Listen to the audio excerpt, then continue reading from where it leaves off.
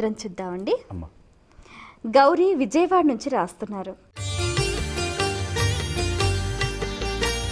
నవదుర్గా క్రమంలో కూష్మాండ దుర్గా అమ్మవారిని ఎలా ఆరాధించాలి తెలియజేయగలరు అంటూ రాస్తున్నారు. కూష్మాండ దుర్గా అమ్మవారు వచ్చేటప్పటికి శాక్తేయపరంగా కూష్మాండ దుర్గా అని చెప్తారు. మామూలుగా అన్నపూర్ణాదేవి అలంకారపరంగా కూడా దీన్ని తీసుకోవటం. ఈ రెండు పూజలు ఒకటే రోజు వచ్చినాయి. ఈ కూష్మాండ దుర్గా అమ్మవారు మీకు అన్నపూర్ణాదేవి యొక్క స్తోత్రం తీసుకుంటే బ్రహ్మాండ భాండోదరి అని వచ్చింది. ఆ బ్రహ్మాండాలన్నీ కడుపులో పెట్టుకున్నటువంటి తల్లి.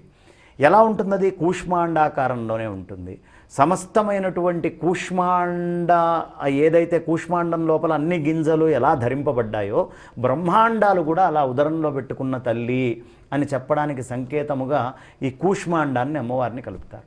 ఇంకా విశేషం ఏమిటంటే కూష్మాండ బలి అంటే అమ్మవారికి ఇష్టం, చాలా ప్రీతి. కూష్మాండము మానవ శరీరంతో సమానం.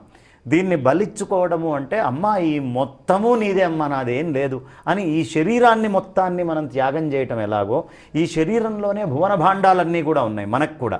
వీటన్నిటినీ తల్లి యొక్క పాదాక్రాంతం చేయటం ఎలాంటిదో అలాంటిదే ఆ కూష్మాండం. అందుకనే ఆవిడికి చాలా ఇష్టం.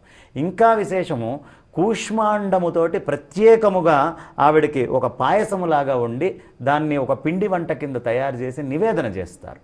ఆ గుజ్జుతోటి చేసినటువంటి మధుర పదార్థం ఏదైతే ఉందో అది ఆవిడికి చాలా ప్రీతి. ఖచ్చితంగా నివేదనలో అది వాడి తీరాలి. ఆ నివేదనలో చాలా ప్రత్యేకంగా ఈ కూష్మాండపు గుజ్జును కూడా వాడతారు. కాబట్టి అది కూడా ఆవిడకి ఇష్టం.